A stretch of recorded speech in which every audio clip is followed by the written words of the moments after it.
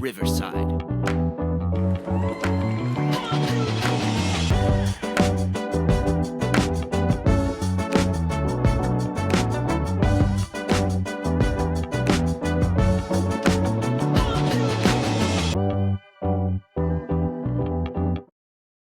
Welcome to Dance Talk with Joanne Carey, where the dance world connects, the conversations inspire, and where we are keeping them real. I'm your host, Joanne Carey, and today I'm joined with Jordan Elizabeth Long. Jordan is joining me again. She was kind enough when I was just starting out doing Dance Talk on Instagram Live to join me then during the pandemic. And she's back here with me today, all the way from Miami. She's a principal soloist with Miami City Ballet. And I'm really delighted to have her back here on Dance Talk. Welcome, Jordan, to Dance Talk. Thank you. You're welcome. It's such a great pleasure to have you back, Jordan, because, like I was just saying, you said yes early on when I was just having some Instagram lives, when kind of the world was semi shut down. We were doing some things again, and you signed on, and we had a great conversation then. And since we had spoken then, and for anybody listening, you can actually go on my Instagram page at Westfield School of Dance and scroll through the posts and find Jordan's interview there if you want to listen to that interview after you listen to this one.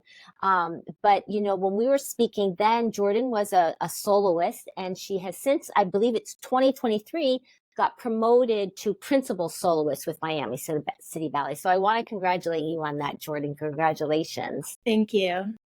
You're welcome. So can you just, before we give, we get into the bulk of the conversation, can you give a little background about yourself, how you started in dance, what made you fall in love with dance and know you had to do this for your career and those things to offer the listeners?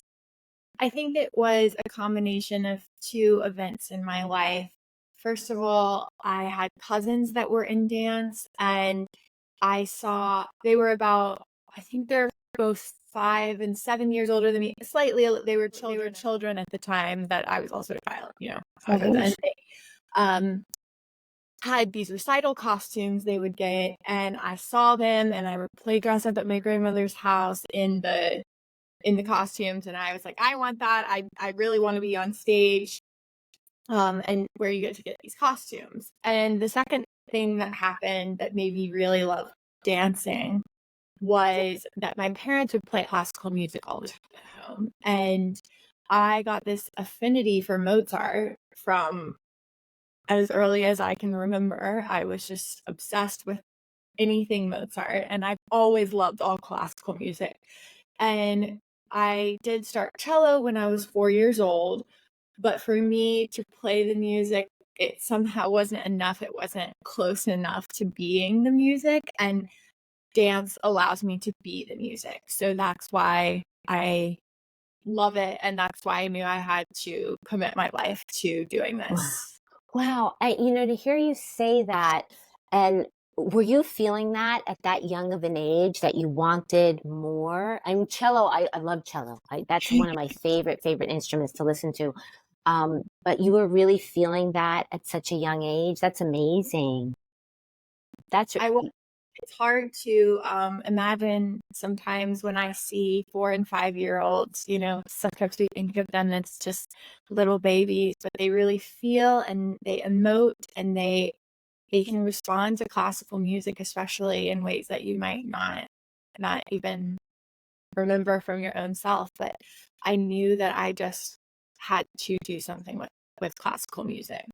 And thank you for saying that, because as a teacher, some of my favorite classes to teach were those little ones where everything was so new, the 3-year-olds and the 4 and 5s. And I was always encouraging, like you're saying, the parents, I was always encouraging the parents, they can do more than we think. Not that I wanted to make them adults too soon, but they have so much capacity. Little ones have so much to absorb, just that sponge mentality. And there is, though, something when a child, because I imagine if you're a 4-year-old and you're exposed to classical music and you're playing the cello, you're starting to learn the cello, and you just know that was so ingrained in you, just like in your DNA, that's what you were to do, right? And Yeah. so I say that I'd like to point that out for the listeners, because when you know, you just know. And it doesn't mean, it's not to say or mean that anyone, can't pursue a career in dance or the arts and music, whatever it is. But sometimes there are just those students we see in front of us who we just know there's something going on deeper than what we are creatively doing in class. And wow, I wish I was back there watching you at 4 years old. But For my teachers, but I know that that's how I felt. yeah, I'm sure it was probably coming out, but I'm glad. I haven't heard many dancers express that at such a young age. I've heard it expressed how they just loved it, but for you, it just seems so visual for you, and so tangible, which I think I'm fascinated by that. That's why I'm really, as a teacher, I'm very fascinated by that and excited to hear that. Yeah, It just confirms, when I see something and I believe I see something more going on. that's Um, wonderful. yeah, yeah, I I've been telling people, this is my 30th year of ballet because my birthday is in August and I had just turned 4 when I started ballet and I turned 34 this past August. I'll out myself here, that's my okay. age. You're Um, still young. so this is my 30th year of ballet and I there's something that is just entranced me for all 30 of these years, and it's changed because ballet and dance in general is just so multifaceted, and what hooked me from the beginning were, like I said, the costumes and the music. It was the Yeah, best way I knew how to express my love of classical music. And then I think I got to the age where a lot of children are starting school sports, hmm, 5th, 6th, 7th grade. And during those years, the athletic component really satisfied me. Um, being understanding, okay, if I build this muscle, I'll be able to do this jump. Or if I think about my anatomy in this way, I'll be able to do this turn.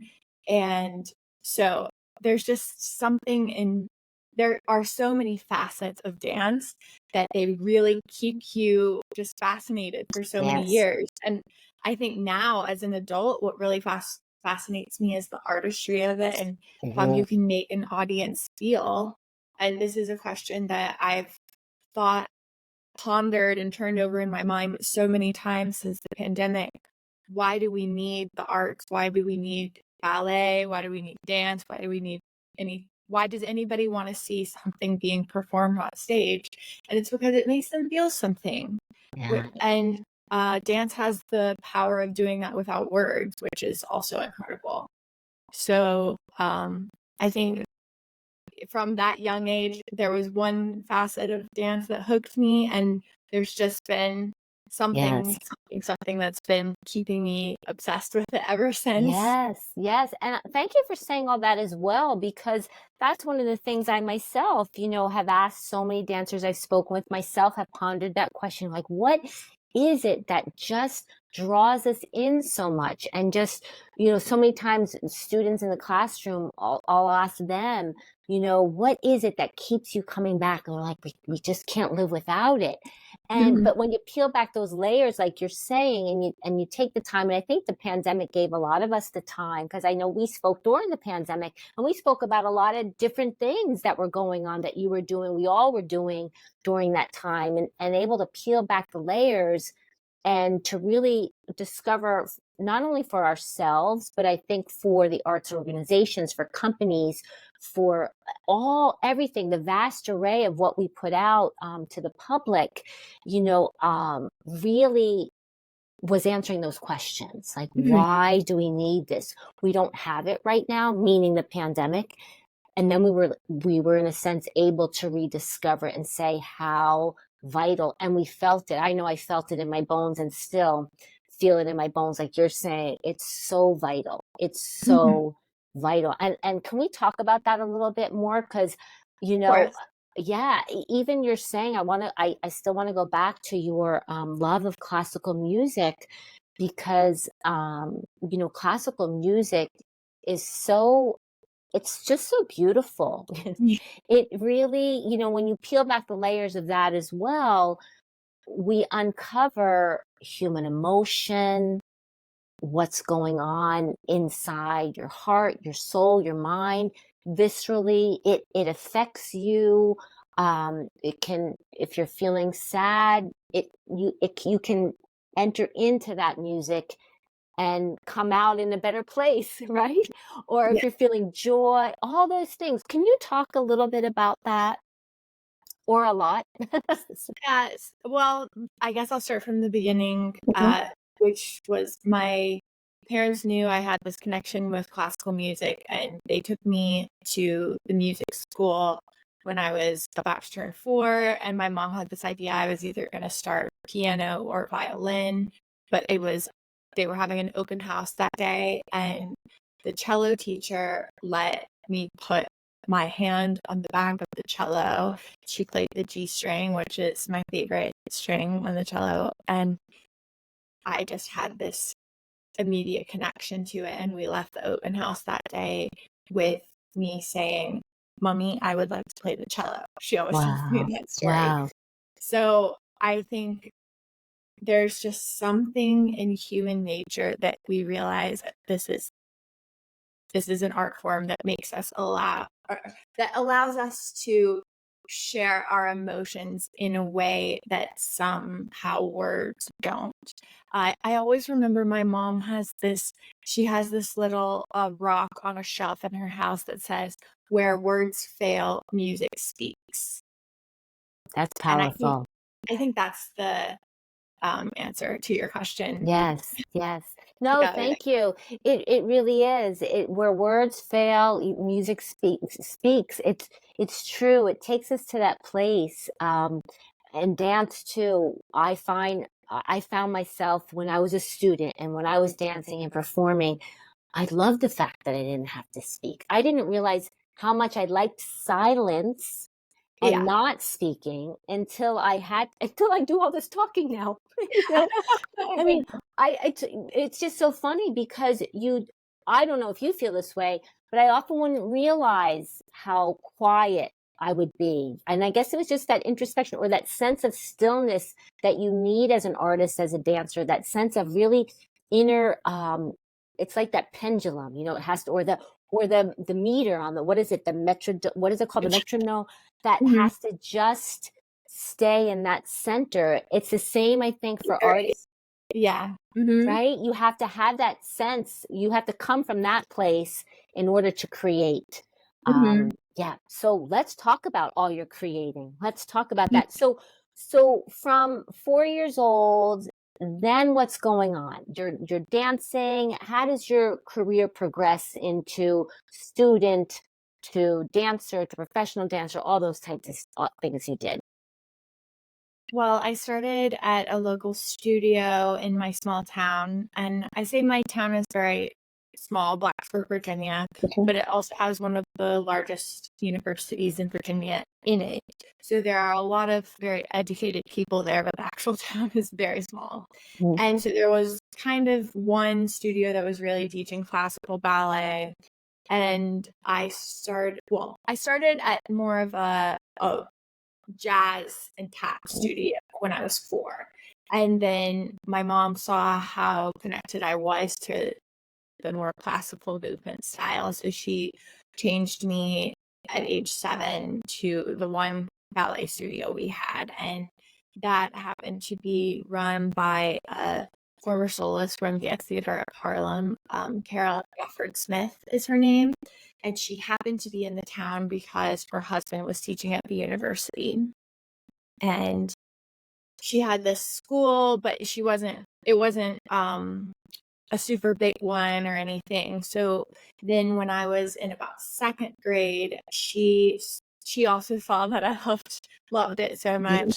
So my mom started driving me to another city about 45 minutes Mhm. away, I remember you saying that. called Roanoke. And Mhm. it started with twice a week, and then by the end of me living at home was every day. And then that teacher encouraged me to go to summer programs. You know how it goes. Yes, yes.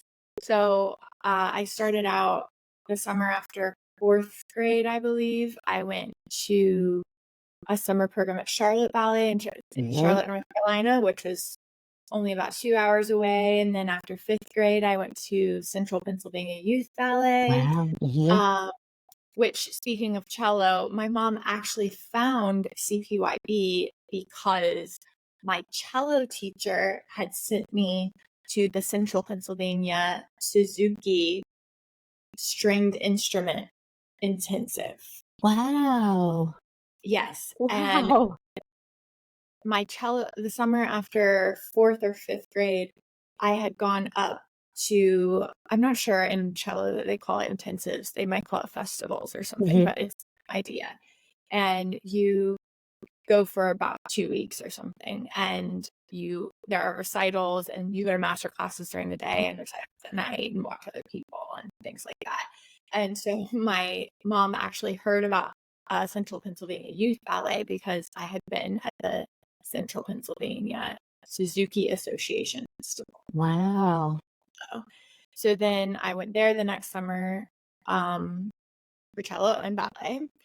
And then when I was in sixth grade, I was old enough to audition for, the big summer programs, like start auditioning for SAB, ABT, all of that. And I got into American Ballet Theater, and I put Alabama as my first choice because I was 12 and I'm from, the Mhm. South. So I Mhm. thought that would be a good place to go. And then the American Ballet Theater used to do, before they started their school, they used to do this thing called the Coca-Cola Scholarship Oh, Program, uh-huh. which was where they would give you a scholarship to come in the summer to ABT, and then they would pay a portion of your tuition at your home school. Wow. So I was awarded that at the ABT Alabama summer program. And so then after seventh grade, I went to the New York summer Wow. program. And then that school year, my mom, moms are always so central to these stories. I'm sure Yes. So true. Mhm. for hearing many other stories, you heard moms be so central, particularly anyone who comes from a more rural area. I think it's just so important because they're so key to the transportation aspect of it, Mhm. or to the exposure. Like, Yes. it was always super important to my mom that I knew that whatever rural area I was in, that I was in a big fish in a small pond. She always wanted Wow. me to know that. So she's always taking me to Winston-Salem and Charlotte, and sometimes to Richmond, and then to Washington, D.C. a lot Mhm. too. She wanted me to know what was out there. Yeah, wow. And so the Kennedy Center, I believe they still do this, because the Kennedy Center does not have in Washington, D.C. In case listeners don't know the Yes, Kennedy yes. Mhm. they don't have their own residential ballet company Mhm. there. So they bring in ABT, New York City Ballet, Miami City Ballet has been there, Boston, but they bring in all these companies over the course of the season. And so they have this program where each company does a master class Mhm. when they, and so I think I was in eighth grade when my mom signed me up for that. Wow. And so I would get to take a mass. She would drive me up to Washington, D.C., which, being from Virginia, sounds like it would be close, Mhm. but That's not. such a southern part Mhm. of Virginia. Okay. It's almost North Carolina where I was born. So it's actually like a 5.5 hour trip up Wow. there Okay. driving. And during my time at these master classes at the Kennedy Center, I met Suzanne Farrell. And I Oh. auditioned for her summer program, Mhm. and I got to go to her Cedar Islands summer program where she Mhm. takes 10 girls up to her home in the Adirondacks. And I did that the summer after eighth grade. Uh, and I don't know, my mom was just always making sure I Yes. was exposed to more and more people, but then the teachers that I would meet at these Mhm. places were also trying to say to my mom she needs more exposure. She Hmm. can't stay in her small town. Yeah. And so then when I was uh, in the summer after ninth grade, I was at the Jacob's Pillow summer program. And I actually studied with Suzanne Farrell every summer until eighth, ninth, 10th, and 11th. I studied with Suzanne. But I also did a couple other summer programs in addition to that. And I was at the Jacob's Pillow summer program, and I was in my back brace in full force, which maybe we Oh, can get it. yes, yes, because I remember. Yeah, yeah. We've talked about before, but Hmm. someone suggested that having a Cuban teacher would be good for me. And so that school year, I believe it was 11th grade, I moved down here to Fort Lauderdale, Florida to study Okay. with a Cuban teacher Mhm. named Magali Flores. And I studied with her for 2 years, three years. And then she would always have these people who would defect from Cuba because she herself Mhm. was Cuban, and Mhm. her son defected from Cuba, and they would always need partners because they would kind of guest and gig around for a Mhm. year. They would be able to join a company in America. Mhm. And so I sort of became the partner of Miguel Angel Blanco, who is now retired from the Joffrey Ballet. That's where he landed Mhm. after being here in America. But I was at a gala, actually the International Ballet Festival of Miami at Mhm. the Adrian Arts Center, where I dance now. Mhm. And I was seen by someone who was kind of a scout for the Dutch National Ballet. And I was 18 years old. And from there, off I went to Amsterdam. Wow. So it was just kind of Yeah. this person sends you this person Yes. sends you this place. And it was like that for me pretty much ever since starting ballet. I just Yeah. had the right chain of events that allowed me to get where I am now. Yes, and it's so I find it fascinating too. And a couple of things come to mind, and I definitely do want to talk about your back brace and that. But just the fact that, and I say this again for listeners, so that they're inspired, and not everybody's journey is different. Yes, the goals are all moving everyone forward to that same thing, performing ballet, making it their career, but the goals are the same, but the journeys can be so different. But to have people like Suzanne Farrell, to take you under their wings, you have that talent. The talent is there too, and they had to have seen that spark that little 4-year-old girl was really having inside of you, because that's really amazing. And I like the fact, this is the other thing I wanted to point out.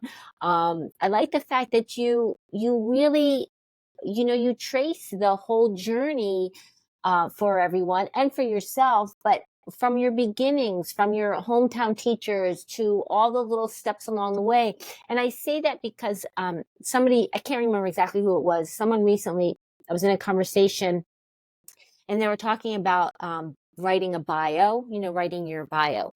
And they were like, I don't know why these dancers always put like, oh, and I started dancing when I was 3 and at my Miss Susie's. I'm like, but all the dancers do. Every dancer I talk to, we talk about that beginning because it's so pivotal for us. It's pivotal, and it makes such an impression, I think. And I also feel that, and I've received it from my students, and I say that as a teacher too, that I think I think the dancers become so grateful, and they're just really grateful that those teachers supported them and showed them and saw that in them. Well, what do you have to say about that? Because I just think it's a great thing that so many dancers put their hometown studio in their bios.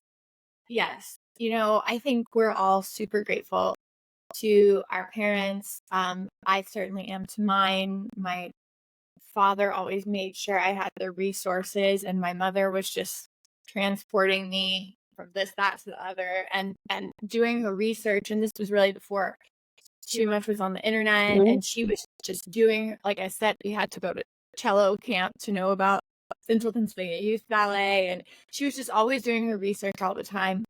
But on top of that, I had this amalgamation of really amazing instructors in my life already from age Yeah. 4, 5, 6, 7, Yeah. who were just really, really making sure I got where I needed to go.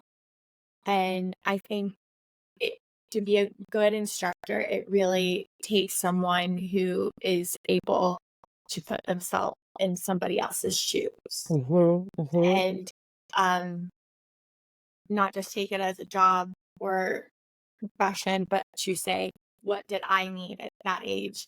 And, connecting it with our classical music talk, Mhm. I remember the first day that I met Suzanne Farrell, I had just gotten to Cedar Island, and which is her home in the Adirondacks. And she had us all go around the circle and say something interesting about ourselves and our name. Mhm. And I happened to be sitting next to her, and I'm not even sure I think I was 14. I'm not sure that I was really aware what a presence I was Mhm. to. I was just like, okay, I'm here on Mhm. this, I knew who she was. I had seen her in pictures, but you just don't know at that Yeah. age how important things are. And I so it got to be my turn, and I was sitting right next to her, and I said, "Well, my name is Jordan, and I love Mozart." And then so she was next, and she said, "My name is Susie, and I love Tchaikovsky." So Wow. that's how I met Wow. Susan. Wow. And that's amazing. Like that's just like really cool to hear her, that's a really cool connection, that Yeah, she so did that. that's just one example, but I had many, many teachers. Um, 3 specifically, Carol Crawford Smith, Terry Post, and Magali Suarez, who, like I said, were willing to put themselves in my shoes and say, "What do I need in this moment?" Yes. Is Yeah. is what makes sense. Yeah. That's great. Kudos to them. Yes. Yeah, let's talk about your brace and the scoliosis, and yeah, tell listeners about that and what the journey's been like that and how you are now. I love to talk about this Mhm. because when I was growing up during the times that I'm talking about now, 12, 13, 14, I didn't have a huge amount of access to the internet. There wasn't social media at all. Mhm. And so I didn't know that other people went through this. All I knew is that people went to New York and somebody saw them, and then they were in New York City Ballet or American Ballet Theater. And Mhm. that's how. And so I love to put this story out there now so that anybody who is going through something similar can say, hey, that happened to her. You know, this is my struggle. Mhm. So when I had just turned 12, I was in 6th grade, and I was in ballet class in Roanoke, Virginia with my teacher, Terry Post, and she noticed that I had this thing under my right shoulder blade that was coming out. Mhm. And she thought I was developing an extra muscle under Mhm. that shoulder blade. Mhm. So for a year of 6th grade, she made me do bar on the right side without the bar. Okay. I was allowed to use the bar on the left side, but Mhm. not on the right side. Mhm. And then some time progressed, and she realized it was my ribs coming out, not a Mhm. muscle, Mhm. because my ribs were slowly rotating as I grew. Mhm. And I remember it was parent observation, and she said, look, to my mom, she said, look, there's something wrong with Jordan's spine. I think you should get it checked out. And so my mom made an appointment for me at University of Virginia Medical School. And that day, I believe I had a 36-degree curve in my Mhm. spine. And they were it was a bit of an emergency situation. It wasn't an emergency, but it was a Sure, it bit of was. Mhm. they actually needs to be fitted for a back brace right now. Yeah, yeah. And so they made like a plastic mold of my spine, and then they made this brace, and they said you have to wear this 20 hours a day. Wow. And Wow. also, I forgot the part about how I saw the X-ray of my spine. I mean, my spine is literally still to this day a complete S Wow. Wow. and that was a huge, hard thing to see at that age. You Mhm. know, when you're already going through so many changes, to have this other thing that you know is Mhm. also with you. So, I started wearing a back brace 20 hours a day. I only took it off to dance and to Mm. take a shower. And that was 7th grade, I believe. Yeah, and I remember taking it to ballet, and my teacher, Terry Post, said, "Well, you have to give her a name." And, because I think she was trying to be positive about Sure, it. sure. And I said and my favorite ballet at the time was Don Quixote because Mhm. I love to do fautes. From the Mhm. time I got my point shoes, I've always loved to do fautes. I still love to do Mhm. fautes. But um so I named my back brace Key Tree, but she was Oh. white and silver and had these like she's kind of spooky looking and my teacher, Mrs. Post, said, "No, you can't name the Key Tree. Look at her." So her name was Giselle. Oh. All my childhood friends still know Giselle, the back brace. Mhm. And so I wore that thing for 3 years, I think. 2 or 3 years. The last year was just Mhm. at night. Okay.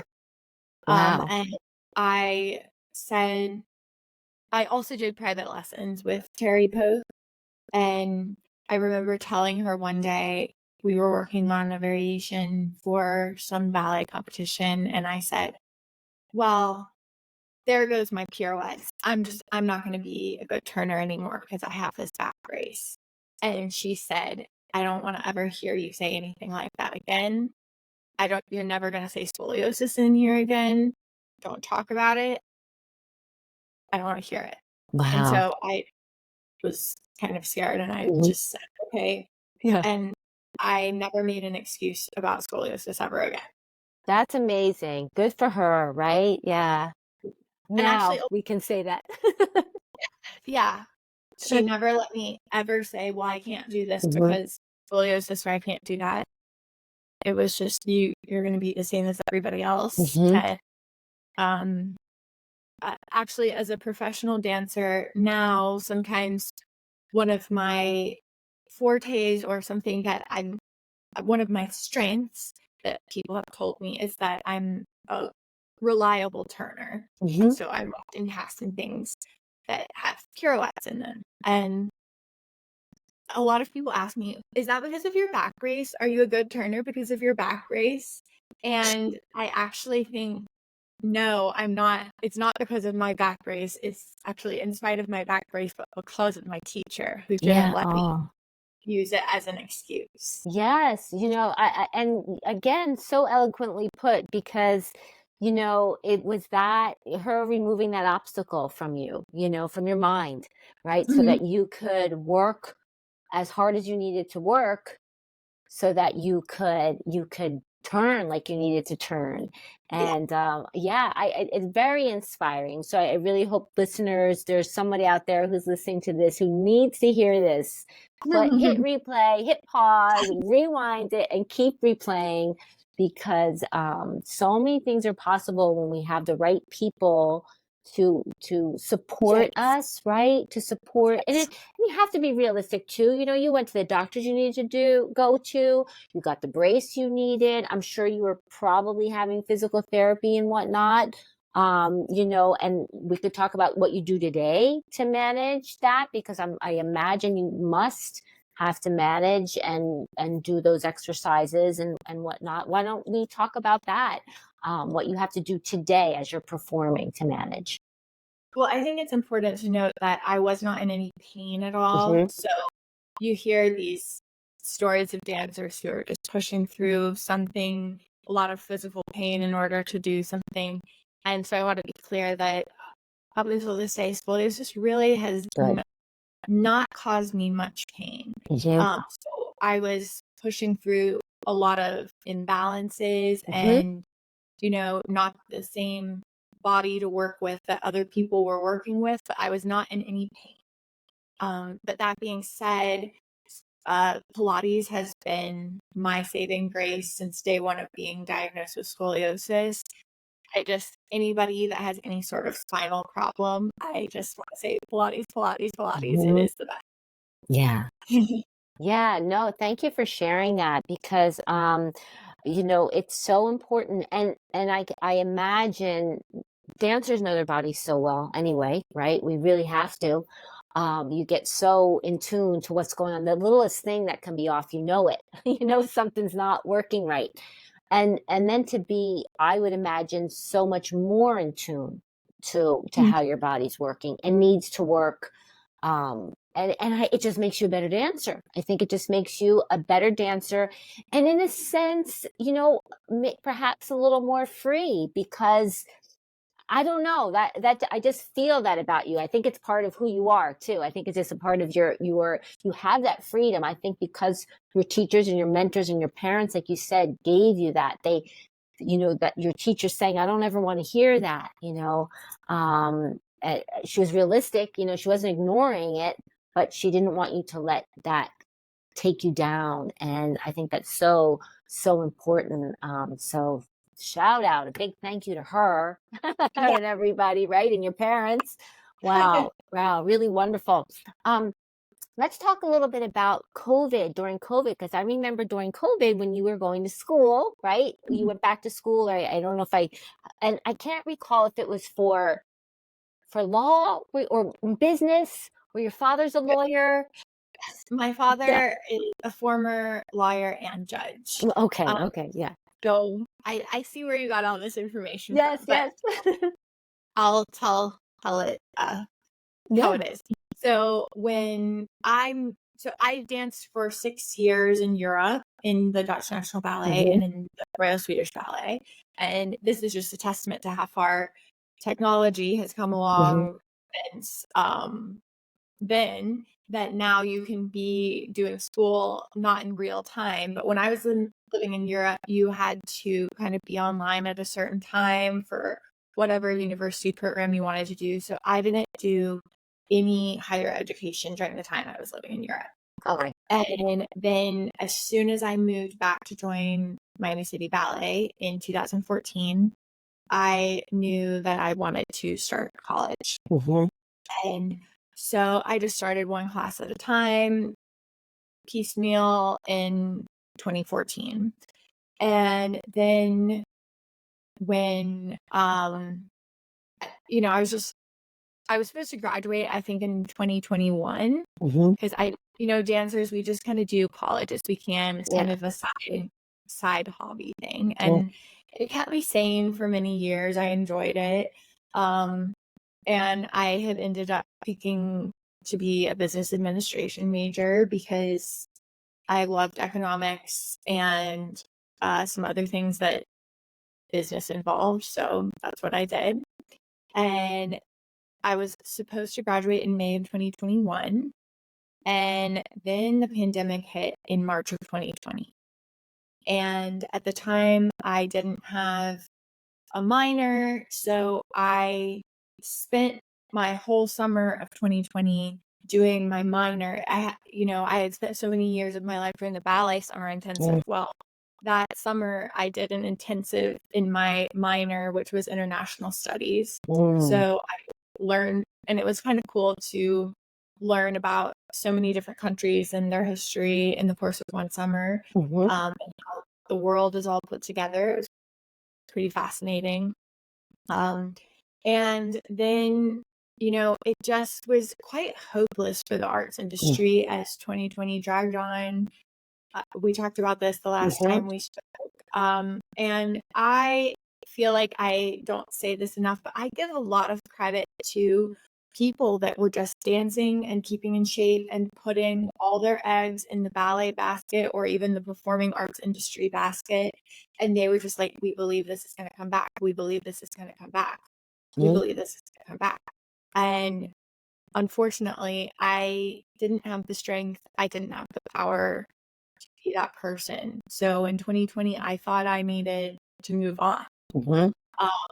And now that everything's said and done, it sounds like a great story, but it's actually because I kind of accepted defeat in 20. I remember, I'm sorry I'm interrupting you, but I see the change in you and I hear the change in you, because we had that first conversation during that time you're explaining how you were feeling, Yeah. so continue. I didn't mean to interrupt you. Yeah, no worries. So I was done with undergrad in October of 2020. They let you kind of graduate at that school in the middle of the year. So I was like, what am I going to do now? Because we were still on this like force majeure part of our contract. We couldn't go back into the studios at all even. So then I think I told you on our last meeting that I had gone down to this ballet bubble that Yes.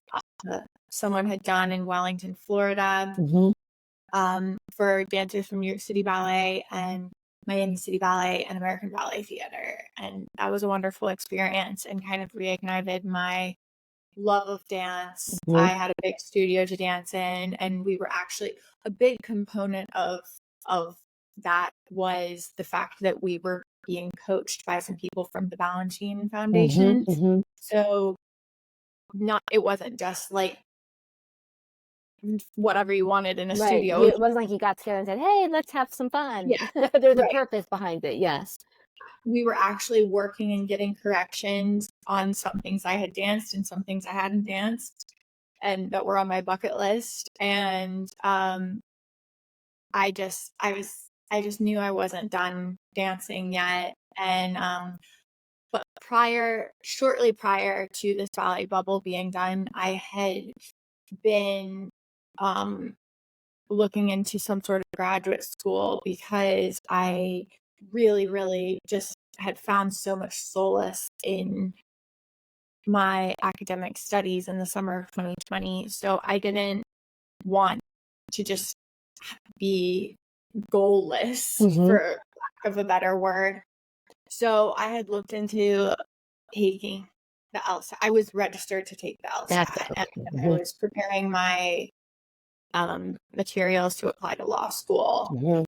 And while we were at this ballet bubble, we found news that Miami City Ballet would have the opportunity to perform the Nutcracker outdoors. I think it was 18 performances, 15. I remember. And I actually got to perform all of my roles that I normally do in the course of our, maybe not all, but my favorite ones. Yeah. I did Sugar Plum Dewdrop and Arabian run outside. Wow. So I've actually been here at Miami City Ballet for 10 years and I've never missed a single Nutcracker. Wow. So, because we got to do it that year. Wow. And I've actually, if I can make it to the end of this run of Swan Lake, knock on wood. Yeah. If I can make it to the end of this run of Swan Lake, I will have made it 10 years at Miami City Ballet without ever missing a show. That's excellent. Let's keep that. Let's keep it that way, right? Yes. So because of this Doral Nutcracker, we didn't have to, New York City Ballet missed Nutcracker that year. And I think they had to shorten theirs the year after. And we haven't missed, I think we had the year after we had to cancel a couple shows due to too many cases. But we have had Nutcracker in this every year I've been here. It's amazing. Which is amazing. And that just kind of reignited my love. And I knew it's not only that I knew I wasn't done yet. I saw that there was hope in the public. Yes. I saw that people truly craved the performing arts. Yes. The first show, opening night in Doral, For your listeners that don't know, Doral is kind of a suburb of Miami, Mhm. that has more open space, and we were granted access to this park. Oh. So that's why we were out there doing the Nutcracker, because they set up basically like a concert, like you would go see some outdoor concert. That's Mhm. how we were doing Nutcracker. But we are blessed with the warm weather here that Yeah. we could do that in December.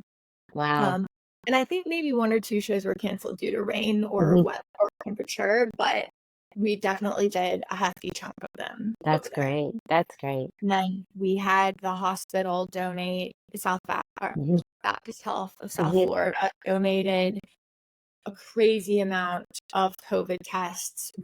Every single dancer, crew member, and anyone involved got COVID tested every single day, even though the show was outside. Mhm. And I just saw the effort that was Yes, involved. right? The people that organized it, they even made sure an apartment building, I believe, next door had their laundry room open for our wardrobe people to be washing tights and costumes in Wow. between matinee and evening shows. There was just, Wow. I just knew after that Doral Nutcracker that one day we, as a Mhm. performing art industry, we were going to be able to say the pandemic's over. Yeah. So, and then we had the opportunity to do this pop-up Mhm. series after that, which was super fun for me because it involved dancers volunteering to choreograph.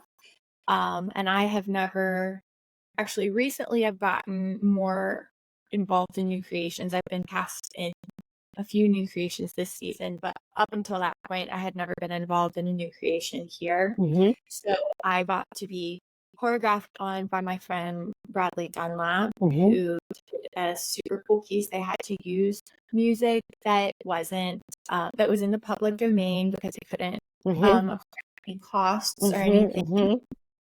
Um, each choreographer was got to pick or was assigned a certain location around Miami that they were inspired by. Wow. So down here in Miami, we have the underline. You guys have the high line up there Uh-huh. in New York. We have the underline. Oh. That opened in early 2021, and Brad was inspired by that to create his piece. So we actually danced at a ribbon cutting outside. This was a piece in sneakers, but it was Oh, still uh-huh. performing nonetheless. And we got to dance at that. And then the company as a whole, we also did the second act of Alexei Ratmansky's Swan Lake, the lake scene Okay. Oh, wow. in the Fairchild Botanical Gardens here. We also did that in the spring of 2021. But then we had this extended summer break again. I don't think we came back until November of the next year. Mhm. And anyways, before all of this had happened, I had applied to business school at Mhm. University of Miami. So it was right around that time we were performing Alexei Ratmansky's Swan Lake in the Garden that I had my first day of business school. Wow. Oh my gosh. Yeah. And then I did bite off a little more than I could chew because then, of course, we did go back. And Mhm. here I was halfway through business school trying to be a full on professional dancer. Yeah. But I was lucky in some regard because it was all online. And then you were supposed to have to go for an in person workshop or intensive type thing for Mhm. 2 to 3 weeks in the middle of your degree. And I wasn't really sure how that was going to work out. I was hoping it was going to be on a summer break from the ballet, or there was going to be some way I could work that Yeah. out. And then it turned out halfway through business school, Omicron hit. And so they Yeah. had to give everybody the option to do an online elective anyway. So I did all of business school completely. Wow. Wow. And then we were back in the theater. And so somehow I ended up with back in my ballet career with an Mm. MBA. And so that's how it That's happened. great. And I know. And so, and now you've graduated, you have this business degree. and then it was in 2023 that you got promoted to principal soloist. So Mhm. what was that like? What does that mean for you within the company? Tell everybody what that is.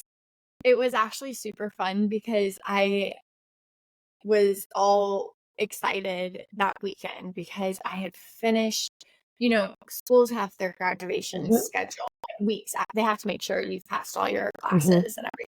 But I had finished my last class of business school on Friday. Oh. And then we opened a program with Divertimento number 15, a work by our in-house choreographer, Joanne Carey, and then West Side Story. Oh my So gosh. Divertimento 15 by George Balanchine. This new work, Sentimiento, I think it was called, by Durante Versola, who's a great up-and-coming choreographer. You should check him out if Yeah. you can. And then West Side Story by Jerome Roth. West Side Story Suite by Jerome Roth. And we opened that on Friday, right after I had finished my last business school assignment. I Oh was my so excited, gosh. on a high. And then on Sunday, after I performed one of the principals in Divertimento number 15, I got promoted. Oh So wow. it's 72-hour period. It Wow, was that's exciting. Yeah. And did they how was the promotion done? Was it on sta in the theater like they usually and they announced it? And you didn't see it coming? Did you not have any like inkling? Oh, and see that makes it even better, right? Doesn't that make it more exciting? I didn't really have any idea it was gonna happen because, I had a really hard time coming back to ballet after the pandemic. Yeah. A really hard time both with, some, I guess, mental health, Mhm. and then Yeah. also just with, I struggled with performing, and I had never been a nervous performer Mhm. for the pandemic, and then all of a sudden I was just like, there's all these people in this Mhm. blackness out there that, yes, and we can't see them, and I struggled with that, and it was just, so it felt like the culmination of really getting back into ballet after the Yeah. pandemic. It was Yeah. very emotional. Yeah, and I'm happy to see where you are because because I follow you, you know that, and when I've seen the different things, and then I see when I saw you graduated, I was so excited that you graduated and the promotion, and I was so happy because I remembered our other conversation. I Yeah, remembered where you were at, and so I was like, oh my God, that's what I was like. I have to talk to her again and find yeah. out how everything. And then I just have to tell everybody she just recently got engaged. Jordan recently got engaged, so congratulations. Yep, like days or a week ago or something, right? Very new. Weeks ago, yesterday. Yeah, Yes, yeah, which is great, which is really wonderful. And yeah, so everything's on the up, which is yeah. so nice. And you can take a deep breath and breathe all that into the newness that's happening, right? Into everything new. And you're currently rehearsing for Swan Lake, correct? Yes. And so just give everybody a little taste of what those days are like because Jordan is with me today on a Monday. So I'm not sure when you're listening to this, but we are recording this on a Monday, which she was so kind to do. It's her day off. So she's chatting with me on her day off. So could you tell everybody what your days are like for rehearsal? Well, right now I'm dancing in the Alexei Ramotsky's Swan Lake, Hmm. and which originally premiered in Zurich. I'm not sure of the year, but it's also been done in La Scala. Hmm. But Miami City Ballet was the first company in North America to do it in 2022. Hmm. And this time I am dancing in the waltz and the polonaise in the first act. And then in some shows, I believe I will also do the pas de trois, which is I new mean for it. me Hmm. this go around.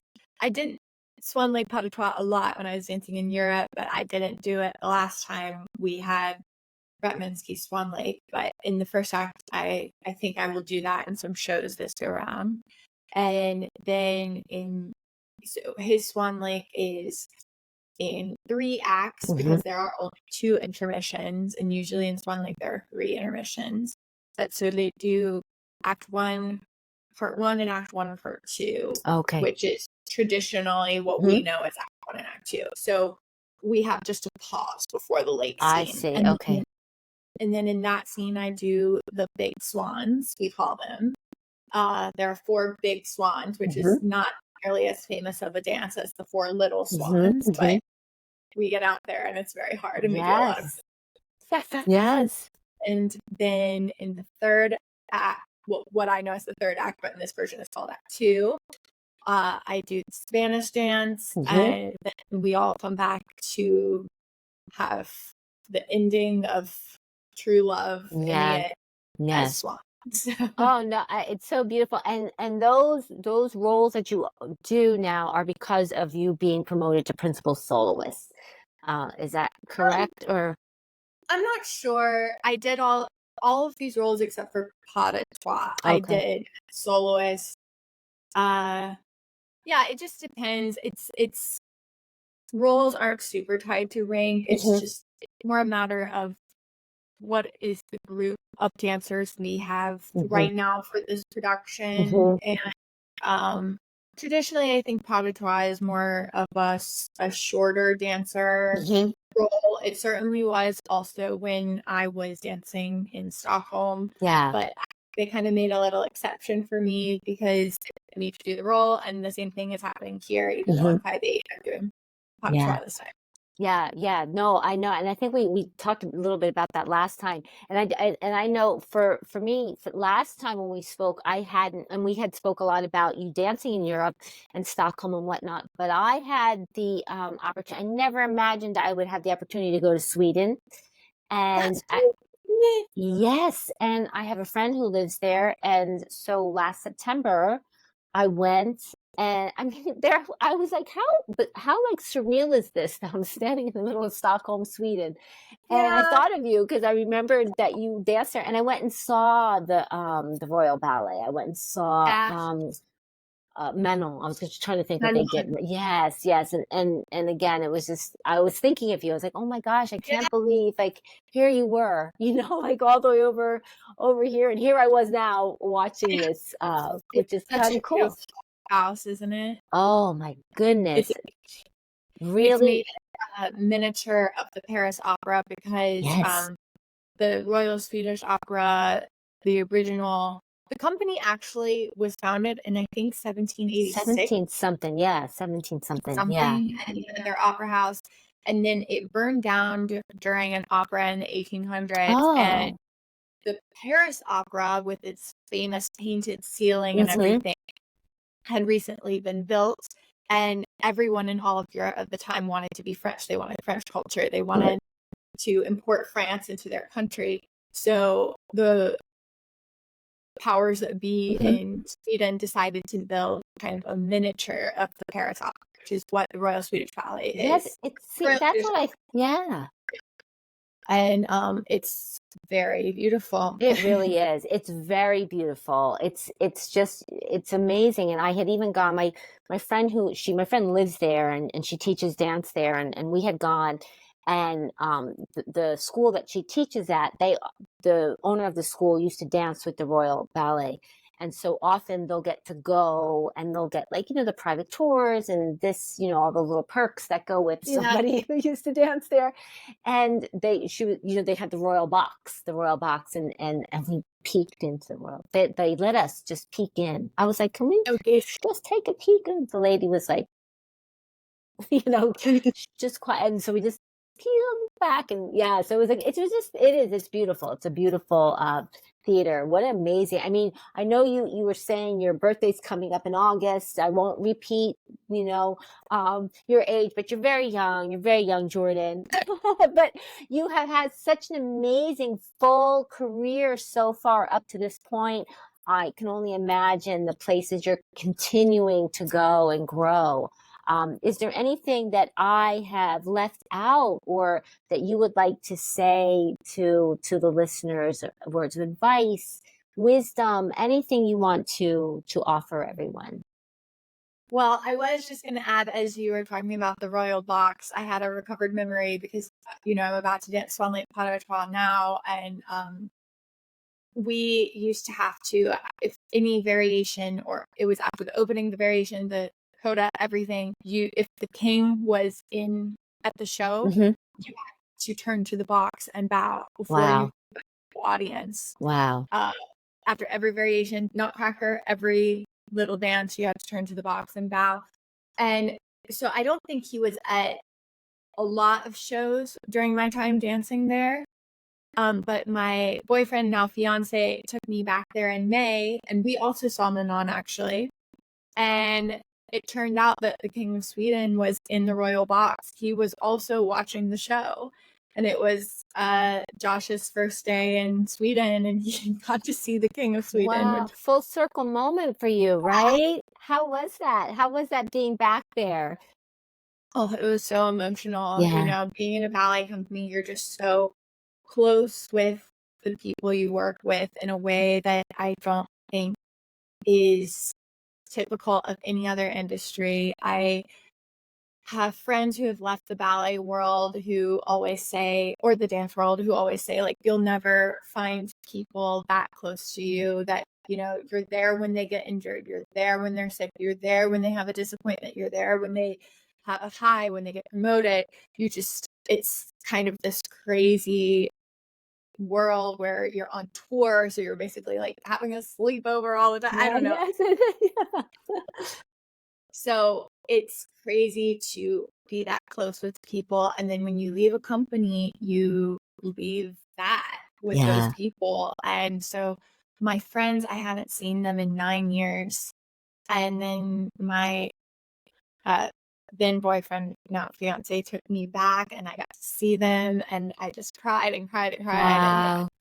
it was amazing. Wow, how nice. Yeah, it's really, yeah, it is. It's an amazing life. It really is it can be a hard life, but a real amazing life, right? A Yeah. really And amazing I life. guess just to add on to what you said, if I have any words of advice, um, being in the low place I was the last time we talked, and now having so many life changes since then, I just have to say to anyone who is going through a hard time in the dance world that it is all worth it in the end, and we will almost always be proud of yourself and fulfilled. Yes.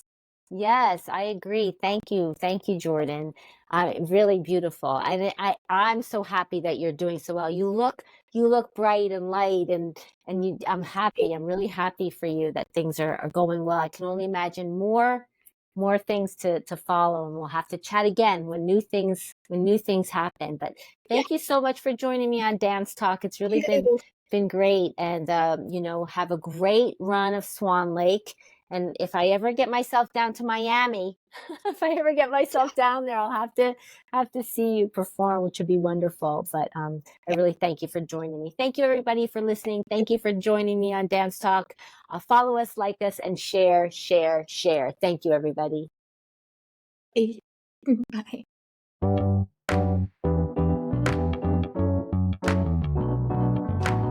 Powered by Riverside.